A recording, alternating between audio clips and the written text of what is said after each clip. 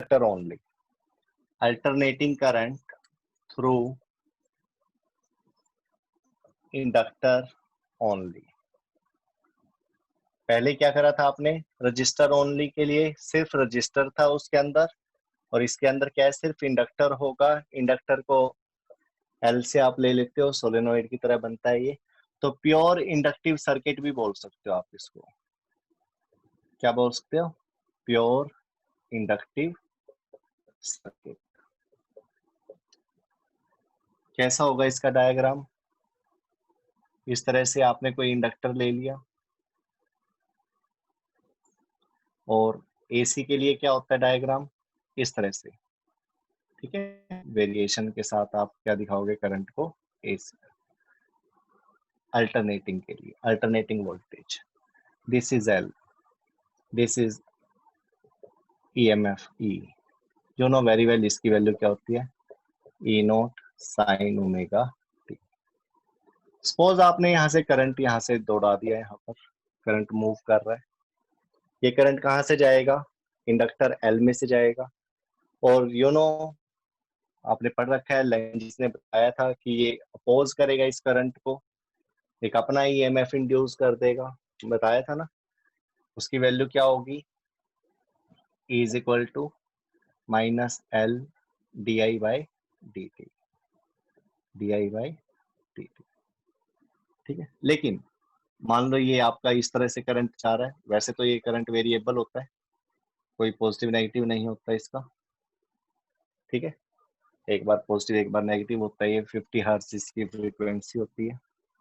फिर भी आपने चलो सपोज कर ही लिया, तो आपको पता है कि ये एक तरह से इस तरह की बैटरी का काम कर रहा है। और जो इधर होगा तो अपोजिशन में क्या होगा? अपोजिट में कैसे लगेगी बैटरी इसकी? इस तरह से, ये एल से जो बैटरी जनरेट होगी अपोज करने के लिए, उसका करंट इस तरफ से आएगा, बैटरी इस तरह से। यानी कि जो ये ई की वैल्यू है, ये प्लस इधर माइनस इधर, जो ये ई है इसका प्लस इधर माइनस इधर, दोनों अपोजिट होंगे एक दूसरे के।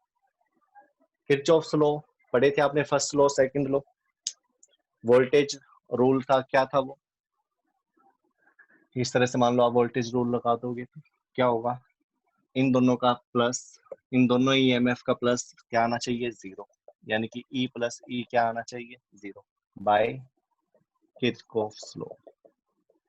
एक बच्चे का मैसेज आया था मेरे पास कि सर फेसर डायग्राम थोड़ा दोबारा से करवाना, तो इसमें भी आएंगे वो phasor diagram, same thing is there, ठीक है। एक नेक्स्ट टॉपिक है उसमें भी आएंगे, तो आप यहाँ से भी उसको सीख सकते हो। उसके लिए जरूरी नहीं है भाई पिछला टॉपिक दोबारा से करवाना चाहिए, ठीक है। जो डेरिवेशन है वो तो देखो अलग है, लेकिन फेसर डायग्राम को लेकर बात इसमें भी होगी। तो E प्लस E की वैल्यू कितनी है? Minus L D I by D T is equal to zero. तो E इज इक्वल टू क्या आ गया? L D I by D T. यहाँ से आपको क्या निकालना है? करंट AC निकालना है L के लिए। तो करें इसकी कैलकुलेशन। डी आई की वैल्यू क्या होगी? E by L, D T कहाँ चला जाएगा? E के पास। क्या निकालना है? I। तो क्या करेंगे? इंटीग्रेशन, सॉरी क्या करेंगे? Integration on both side. D I क्या बन जाएगा? I E by L, sorry E की वैल्यू क्या होगी? E naught sine omega T upon L D T integration. I is equal to क्या हो जाएगा? E naught upon L integration sine omega T D T, ठीक है। करिए solve इसको। I is equal to E naught upon L. What is the integration of sin omega t? sin omega t का integration बताया था, अब तक तो याद हो जाना चाहिए medical students, cos omega t। लेकिन t के साथ जो भी टर्म होंगी वो कौन में आ जाएगी? कब? इंटीग्रेशन के टाइम पे। किसके टाइम पे? इंटीग्रेशन। डिफरेंशिएशन होता तो मल्टीप्लाई में चला जाता है ये ओमेगा जो t के साथ है, ठीक है। थोड़ा सा ये ध्यान रखना पड़ेगा मेडिकल स्टूडेंट्स को। ये ओमेगा कहाँ आएगा, ओमेगा क्या है, एंगुलर वेलोसिटी, यहाँ पर आ जाएगा I is equal to E naught upon omega L, minus sine आ जाएगा यहाँ पर, बचेगा क्या, cos omega T. E naught क्या है, maximum voltage, cos omega T कोई यूनिट नहीं, ओमेगा एल क्या है, देखो ये वोल्टेज है ये करंट है, तो ओमेगा एल ऑब्वियस, कंपेयर करते हो आप इसको ओम्स लॉ। ओम्स लॉ क्या कहता है, अगर ये V है ये I है तो जो अपॉन में होगा वो क्या होगा, R होगा। ये क्या है, एक रेजिस्टेंस है, ये क्या है, रेजिस्टेंस, क्योंकि ये L को लेकर रेजिस्टेंस है, किसको लेकर, L को, इंडक्टर को लेकर, तो इसको सिर्फ रेजिस्टेंस नहीं बोलोगे, इंडक्टिव रिएक्टेंस बोलोगे। क्या बोलोगे, इंडक्टिव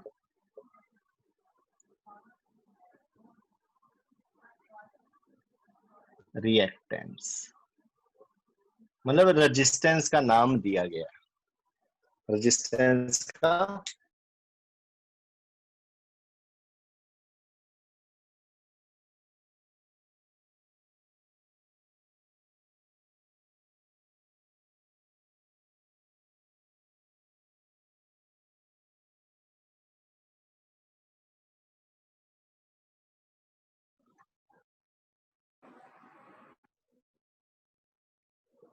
तो बात आ जाती है इंडक्टिव रिएक्टेंस की,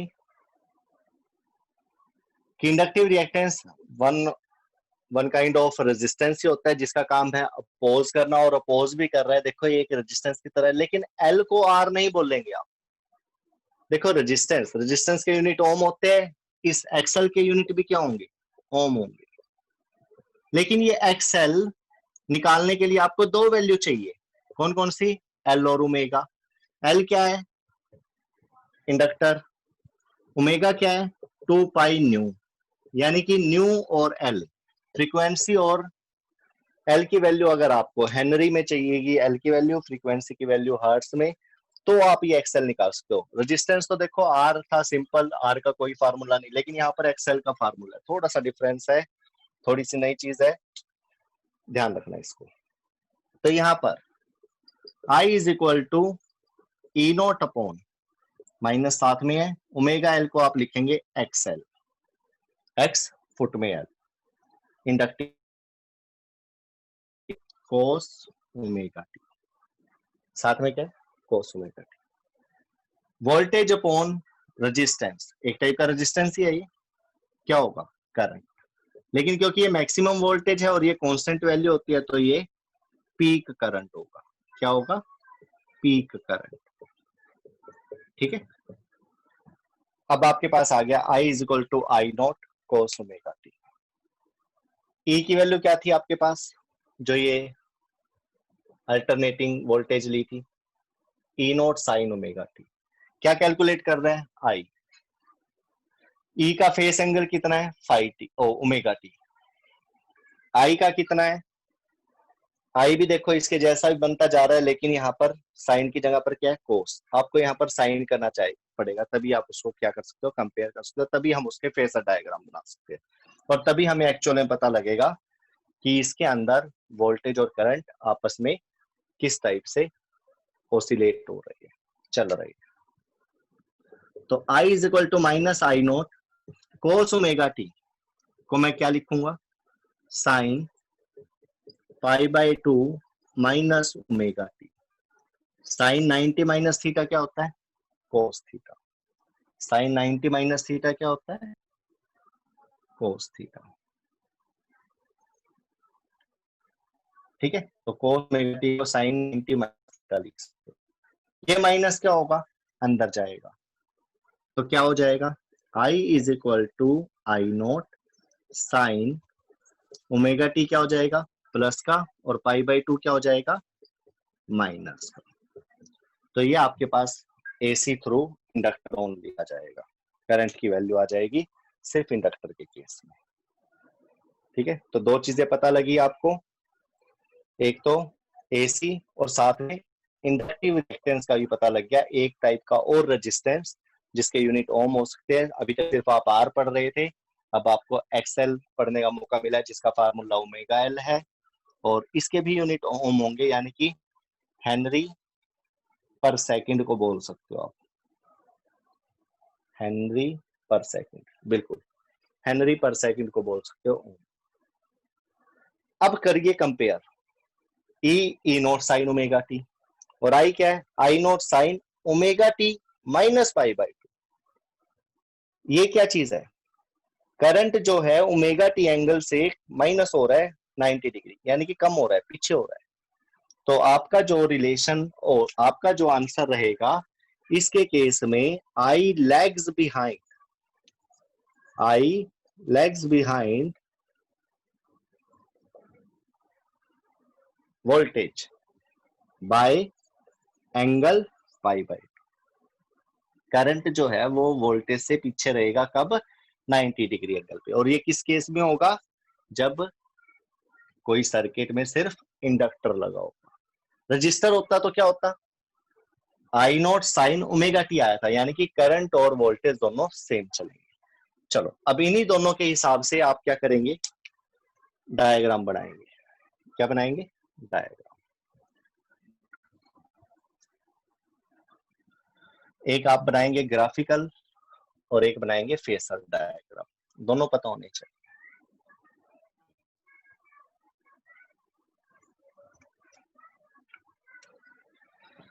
सबसे पहले फेसर डायग्राम बनाते हैं। एक बच्चे ने पूछा था फेसर के बारे में थोड़ा सा समझाना पड़ेगा थोड़ा सा। फेसर डायग्राम, फेसर डायग्राम का मतलब है फेसर्स, फेसर्स का मतलब है जो फेस से बनाए गए हो। फेस का मतलब होता है एंगल, ठीक है, और एंगल दोनों में है, ई में भी है ओमेगा टी और आई में भी है ओमेगा टी। तो दोनों को एंगल वाइज रिप्रेजेंट करके आपने क्या करना है, इसका डायग्राम बनाना है। तो फेसर के लिए आप इस तरह से वेक्टर की फॉर्म में, जैसे वेक्टर बनाते हैं ऐसे लेंगे इसको, एक को नाम दे दो ई का और एक को नाम दे दो, बस एक चीज का ध्यान रखना, ई हमेशा बड़ा होगा आई से, वोल्टेज हमेशा ज्यादा होगी करंट से। अब बनाते हैं इसका डायग्राम।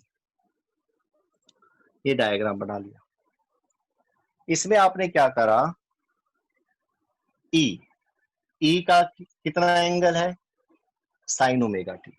लो मैंने सबसे पहले ई को ड्रॉ कर लिया, किसको ड्रॉ कर दिया, ई को ड्रॉ कर दिया, ये ई है। ये फेसर ई ले लिया आप, कितने डिग्री एंगल पर, ओमेगा टी, कितने डिग्री एंगल पर, ओमेगा टी, ठीक है। करंट, करंट कहाँ है, omega T minus pi by to, omega T minus, जो करंट होगा इसका वो एक तो कम होगा और दूसरा इस ओमेगा टी से 90 डिग्री पीछे होगा। ओमेगा टी में से 90 माइनस कर दीजिए तो कहां आएगा उसका एंगल, ये बिल्कुल एल बनाइए इसके साथ, ठीक है। ये वाला एंगल कितना होगा इसके साथ, इसी के साथ लिया था ना ओमेगा टी, ये वाला एंगल कितना होगा, omega T minus pi by to. हाँ एक चीज ध्यान रखना, ये ज्यादा लंबा लेना है एरो और ये छोटा लेना है, ये करंट को रिप्रेजेंट। इस तरह से ये फेसर डायग्राम आपका बन जाएगा। इस फेसर डायग्राम में आप देख सकते हो ई और आई वो भी एंगल वाइज, ठीक है, फेस एंगल के साथ ई और आई। ई और आई क्या है, फेसर्स, और ये डायग्राम क्या है, फेसर डायग्राम, ठीक है। फेसर क्यों, क्योंकि फेस का मतलब एंगल होता है, एंगल वाइज डायग्राम बनाया होता है। रजिस्टर के केस में क्या था, दोनों एक ही लाइन में ले रहे थे आप, कैसे, ये कर दो रफ, ओमेगा टी एंगल पर क्या था, ई, करंट का भी क्या था, ओमेगा टी आया था, आई नॉट साइन ओमेगा टी, तो आई आपने यहाँ पे ले लिया था, ये उसका फेसर डायग्राम बन गया था। चलो अब बनाते हैं हम इसका वेव डायग्राम, यानी कि ग्राफिकली जो आप सेंसोडियल लेते हैं साइन के हिसाब से वो बनाएंगे।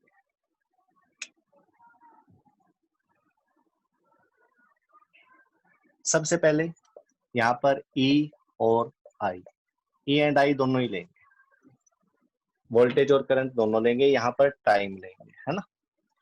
तो छोड़ो टाइम, क्योंकि डायग्राम के बीच में ना आए।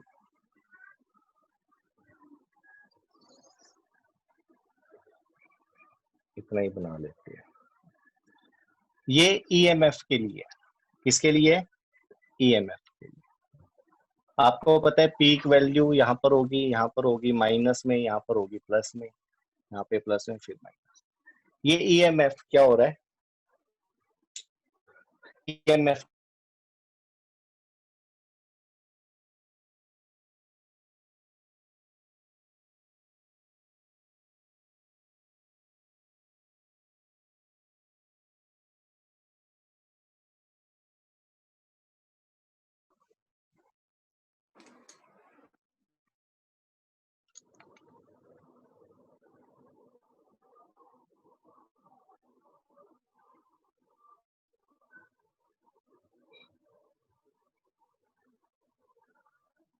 इसके बाद करंट, करंट क्या है?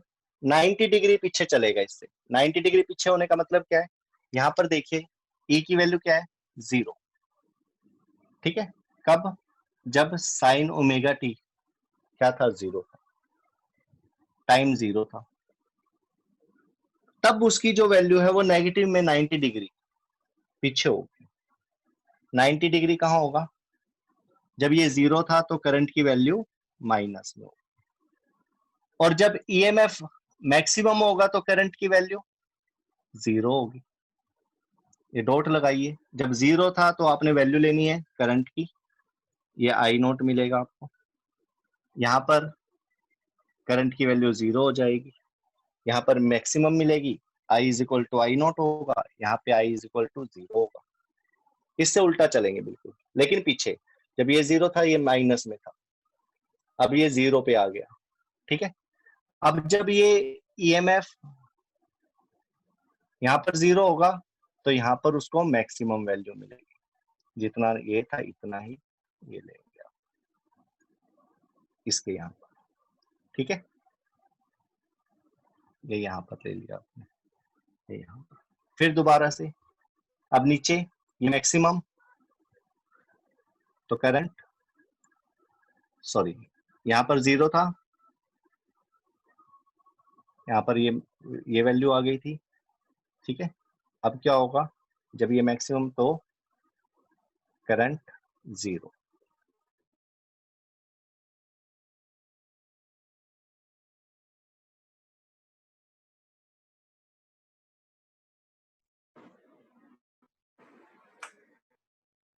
यहाँ पर क्या है? ईएमएफ 0, तो करंट की वैल्यू क्या होगी? अब माइनस में आपको ज्यादा मिलेगी, तो यहाँ पर आप फिर डॉट लगा लीजिए। अब देखिए इसका ग्राफ बनाकर, अब ग्राफ बनाकर देखिए डॉट से डॉट इस तरह से।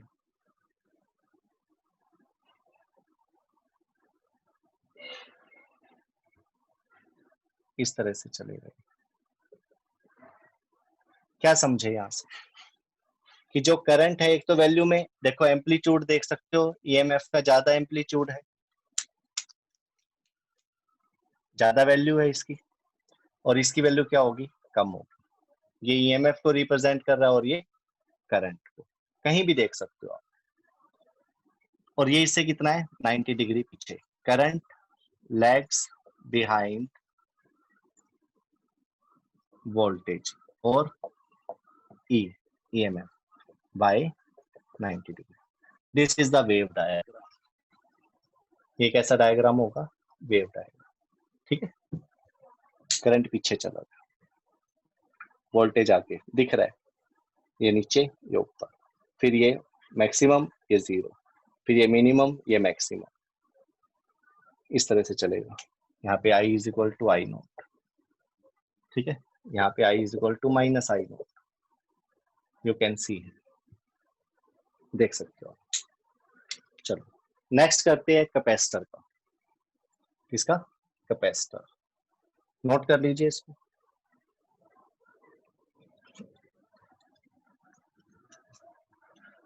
कैपेसिटर में क्या होगा, सिर्फ एसी सर्किट लेना पड़ेगा और उसके अंदर क्या कनेक्ट करना पड़ेगा, कैपेसिटर।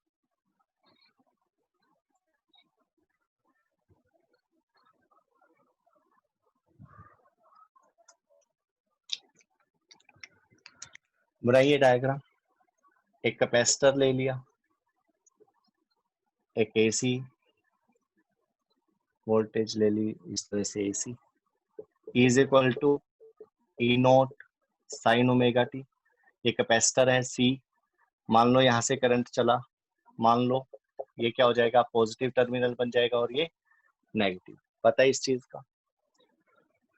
चार्ज कितना आ गया इस पे, क्यू। क्यू और सी आ गई तो वी भी आ जाएगा। क्या फार्मूला था, क्या फार्मूला था, Q is equal to C V. E ले रखा है यहाँ पे तो क्यू इज इक्वल टू क्या हो जाएगा, सी ई। ठीक, यही था कैपेसिटर के केस में। आपको ही पता है ये अपोज करेगा, बैटरी बन जाएगी उल्टा। ठीक है, दोनों का टोटल किरचॉफ सेकंड लॉ 0। तो एक तरह से क्या आ जाएगा, Q is equal to C ई लिया जा सकता है, क्योंकि यहाँ पर जो लो ले लो, वी लेना है, वी ले लो। ठीक है,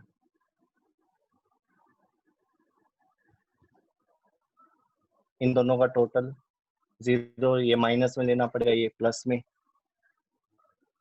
तो जैसे पहले केस आया था E is equal to L D I by D T आया था ना पिछले केस में, इंडक्टर के केस में। तो कैपेसिटर के केस में क्या होगा, Q इज इक्वल टू, देखो यहाँ से ये E ऊपर बनेगा, है ना। E इज इक्वल टू क्या हो जाएगा, Q बाई सी। इसी को आप स्मॉल e या v लेना चाहते हो तो ले लो थोड़ी देर के लिए, डजेंट मैटर। तो किरचॉफ लॉ लगाएंगे तो ये सपोज प्लस टर्मिनल बैटरी का, ये माइनस, ये वाला प्लस टर्मिनल है और ये वाला माइनस। तो ये प्लस का लेंगे, ये माइनस का, और टोटल 0 ले लीजिए। E plus v is equal to 0। E is equal to क्या हो जाएगा, लेकिन ये माइनस v होगा, क्या होगा, माइनस v, उधर जाए plus v। E is equal to क्या आ जाएगा, Q बाई सी। इस तरह से जैसे पहले करा था, सेम। ठीक है, किरचॉफ सेकंड लॉ से यहां से हमारा एक्सप्रेशन स्टार्ट हो जाता है। Q इज इक्वल टू क्या होगा, E। Q is equal to क्या होगा, सी। आर्टिकल का नाम क्या होगा, AC through capacitor only, capacitor only. Easy chapter है बिल्कुल। जैसे आपने इसमें रजिस्टर करा फिर इंडक्टर करा, कैपेसिटर में तो कुछ भी नहीं है। ठीक है, Q इज इक्वल टू सी। अब आपको इसको डिफरेंशिएशन करना है, क्यों, क्योंकि चार्ज से अगर करंट बनाना है तो क्या करना पड़ेगा, differentiation with respect to time, with respect to time. तो क्या हो जाएगा, ये D Q by D T. इधर क्या हो जाएगा, डी बाई डी टी। साथ में क्या है, सी। ई की वैल्यू क्या है, E naught sine omega T. D Q by D T क्या हो जाएगा, करंट आई। सी बाहर आ जाएगा, ई नोट बाहर आ जाएगा। Differentiation D by D T किसका करना पड़ेगा, ओनली साइन ओमेगा टी का। ठीक है, I is equal to C E naught sine omega T का डिफरेंशिएशन। साइन का डिफरेंशिएशन क्या होता है, साइन थीटा का कोस थीटा, प्लस साइन के साथ। साथ में जो टी के साथ टर्म होगी वो इसके मल्टीप्लाई में चली जाएगी।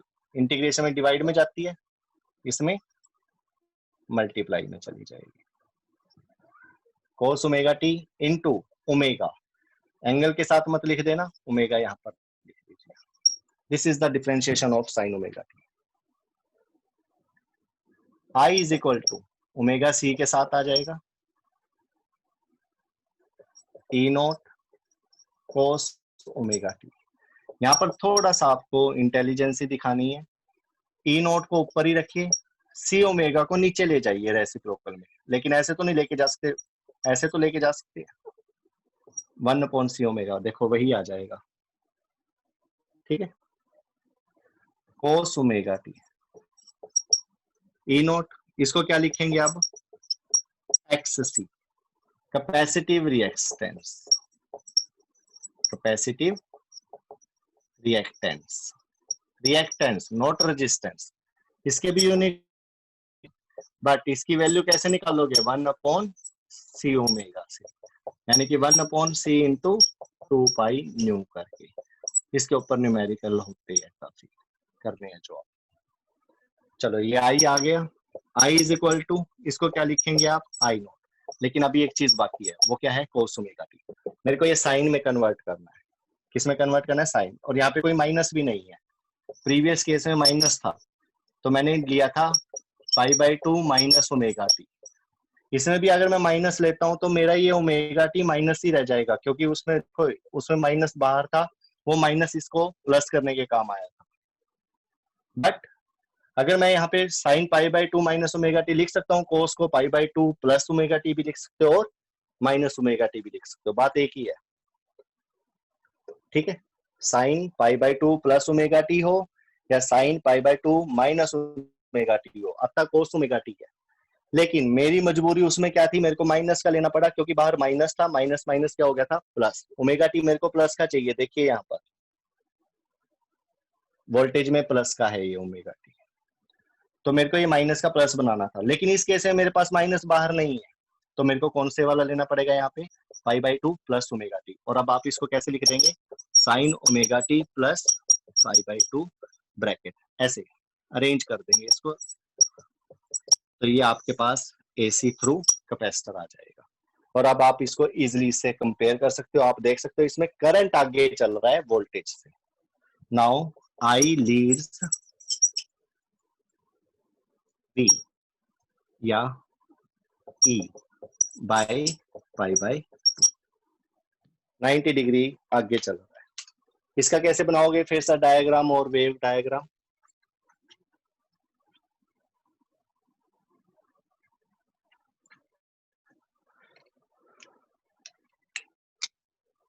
फेसर डायग्राम,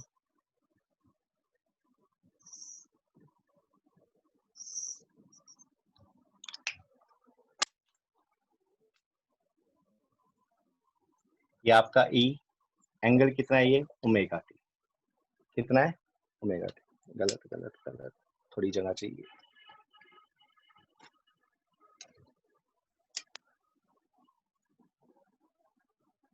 ये आपने E ले लिया, कितने डिग्री एंगल पर, ओमेगा टी पर, ये तो बन गया इसका, अब लेना है आई, आई की वैल्यू क्या है, थोड़ी कम होती है, ई से कम होती है, और 90 डिग्री आगे चल रहा है, अगर ये ओमेगा टी एंगल है तो मेरे को ओमेगा टी प्लस 90 चाहिए, ओमेगा टी प्लस 90 कहाँ आएगा, इसके साथ 90 डिग्री बना दीजिए, और थोड़ा एरो छोटा बना दीजिए, ये करंट, और ये क्या होगा आपका पाई/2, टोटल क्या हो जाएगा ये, omega T plus pi, you can see, sorry यहाँ से पूरा एंगल, ठीक है, तो करंट ईएमएफ से 90 डिग्री आगे चलेगा, अब बनाते हैं इसका वेव डायग्राम, वेव डायग्राम कैसे, ये लीजिए, ये क्या दिखाएगा, ईएमएफ, ठीक है, करंट जब ये 0 था तो करंट पॉजिटिव, मतलब आगे चल रहा था 90 डिग्री, तो आप इसको 90 डिग्री आगे ले, यहाँ पर ही लेते थे ना, ये रहा करंट, ये आई नोट मिलेगा आपको यहाँ पर, जब ये मैक्सिमम होगा ईएमएफ तो करंट 0, आई की वैल्यू 0, जब ये 0 हो जाएगा, ई 0 हो जाएगा, तो आई मैक्सिमम इसी की लाइन में यहाँ पर इतने ही डिस्टेंस पे लोगे आप, आई नोट, फिर ये मैक्सिमम, तो यहाँ पर I 0। तो इस तरह से आपका ग्राफ चलेगा। फिर दोबारा ये E 0 current maximum,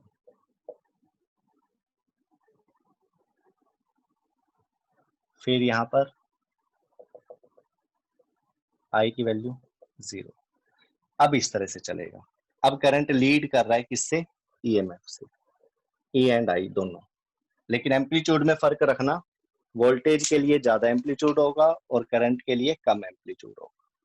you can see here कि इसके अंदर कौन आगे चल रहा है? करंट। करंट आगे चल रहा है। देखो जब टाइम 0 था करंट पे वैल्यू थी पॉजिटिव में और EMF की वैल्यू 0 थी। जब EMF मैक्सिमम हुआ तो करंट 0 हो गया। इस तरह से ये उसके क्या होगा, करंट आगे आगे और वोल्टेज पीछे पीछे चलेगी। ठीक है। और ये आपने इंडक्टर के केस में थोड़ा महसूस भी करा होगा, देखा भी होगा। जो ये होती है ना कोयल होती है ऐसे, हीटर के तार होता है ना, हीटर में वायर होती है, आप उसको AC करंट घरों में बिजली से जोड़ देते हो तो क्या होता है, धीरे धीरे वो रेड होता चला जाएगा, है ना, चमकना शुरू हो जाएगा, ग्लो करना शुरू हो जाएगा। लेकिन जैसे ही आप उसको कनेक्ट करोगे वोल्टेज तो पहले ही पहुंच जाती है उसके अंदर, करंट धीरे धीरे आता है उसमें, है ना। 90 डिग्री एंगल थोड़ा पीछे से चलता है। थोड़ा सा वैसे देख लोगे, जैसे ही आप उसको ऑन करते हो तो आप देखते हो एकदम से वो ग्लो नहीं करता, पहले वोल्टेज आ जाती है उसमें, फिर धीरे धीरे आपको करंट आता हुआ थोड़ा सा महसूस होता है कि धीरे धीरे चल रहा है। हीटर के वायर में थोड़ा सा देखने को मिलता है, महसूस करने को मिलता है ना। चलो नेक्स्ट आर्टिकल रहेगा LCR। तीनों को इकट्ठा जोड़ दिया जाए तो AC के साथ, तब क्या होगा? 5 नंबर का क्वेश्चन है, 5 मार्क्स का। 3 में तो आ ही जाता है। हाँ, 3 और 5 मार्क्स के जो क्वेश्चन होते हैं उसको थोड़ा बहुत कम ज्यादा करके कोई 3 से 5 का बना लेता है, कोई 5 से 3 का बना देता है एग्जामिनर। तो 3 और 5 वाले को एक जैसी इंपॉर्टेंस देना। ऐसे ही 2 और 1, किसी में 1 मार्क्स का क्वेश्चन होता है, 1 मार्क का क्वेश्चन होता है, किसी में 2 मार्क्स का, तो उनको 1 और 2 दो ही कैटेगरी रखो। ठीक है, एक एक और 2 नंबर वालों को एक जैसा ट्रीट करो और 3 और 5 वालों को एक जैसा। तो नेक्स्ट आर्टिकल रहेगा LCR सीरीज सर्किट, और इसमें भी क्या निकालना है? AC, alternating current. करंट निकालने के लिए क्या चाहिए आपको? V/R। वोल्टेज क्या थी? V0 sin omega t, you know very well. ये कौन सी वोल्टेज होती है? Virtual RMS। ये कौन सी होती है? पीक अपॉन में R। सारा खेल किसमें? ये तो चलो रजिस्टर के केस में था। किसके केस में था? रजिस्टर के केस में। इंडक्टर के केस में क्या होता है? R की जगह पे क्या आ जाता है? XL आ जाता है। कैपेसिटर के केस में क्या आ जाता है? XC। यानी कि रेजिस्टेंस निकालना, इंडक्टर के केस में XL निकालकर और इसमें XC। लेकिन अब क्या बात आ रही है, अगर ये तीनों ही लगा दिए जाए तो, क्या करेंगे? ठीक है, तीनों लगा कर करते हैं। सबसे पहले डायग्राम, इसमें डायग्राम बनाकर ही समझना पड़ेगा। ठीक है,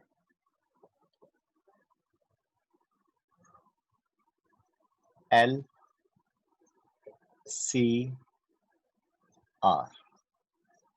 तीनों ही लगा दिए, और कौन से सोर्स से? AC सोर्स से इसको कनेक्ट कर दिया। यू नो वेरी वेल, इसकी value E0 sin omega t। ठीक है, ये क्या है? L, ये क्या है? C, और ये क्या है? R। रेजिस्टेंस की वैल्यू तो डायरेक्ट ही आपको 10 ओम 20 ओम कुछ भी ले लेते हो, दे देते हैं। C और R की आपको पता है वैल्यू कैसे नोट करते हैं। मैं फिर दोबारा लिख रहा हूँ, यहाँ पे XC निकालते हैं X अपॉन C ओमेगा करके, और यहाँ पर इसका अगर रेजिस्टेंस निकालना है तो आप करोगे L ओमेगा। ठीक है, XL XC ये रेजिस्टेंस है L और C के, और रेजिस्टेंस R का तो रेजिस्टेंस R ही है, इसमें किसी से मल्टीप्लाई नहीं करना आपने। ठीक है, इसमें कोई ओमेगा वगैरह वगैरह नहीं लेना। चलो सपोज करंट चला, आई करंट, ठीक है। आई करंट चलेगा तो एल में से जाएगा, एक्सएल एल में से पास होगा तो क्या बन जाएगा, आई एक्स एल। क्या बन जाएगा, आई एक्स एल।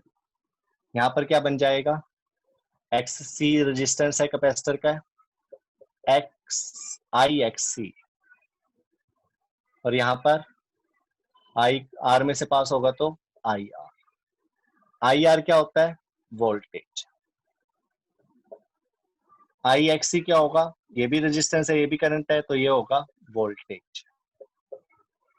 आई इंटू एक्सएल क्या होगा, ये भी क्या होगा, वोल्टेज। लेकिन ये होगा वोल्टेज थ्रू इंडक्टर, ये होगा वोल्टेज थ्रू कैपेसिटर, और ये होगा वोल्टेज थ्रू रजिस्टर। तो 3 वोल्टेज बन जाएंगे आपके पास, एक एल के पास और एक सी के पास और एक आर के पास, ठीक है। 3 डिफरेंट वोल्टेज। चलो एक डायग्राम बनाएंगे अब। इस डायग्राम के ऊपर काफी कुछ निर्भर करता है, ये समझेंगे अब आप।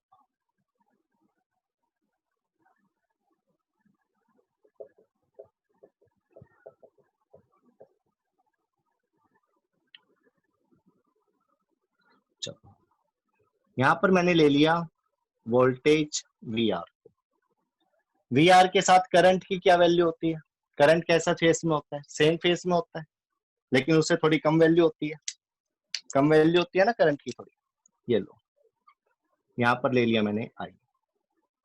ये किसका केस है, प्योर रेजिस्टिव सर्किट का। किसका, प्योर रेजिस्टिव सर्किट का। चलो प्योर इंडक्टिव सर्किट में क्या होता है,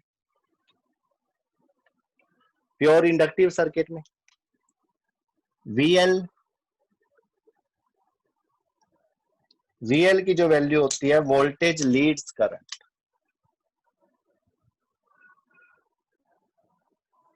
ठीक है। वोल्टेज करंट से आगे होता है कितने डिग्री, 90 डिग्री। तो करंट यहाँ पर है, करंट तो एक ही लेना, वोल्टेज डिफरेंट है, करंट सेम है सबके लिए, देख सकते हो आप।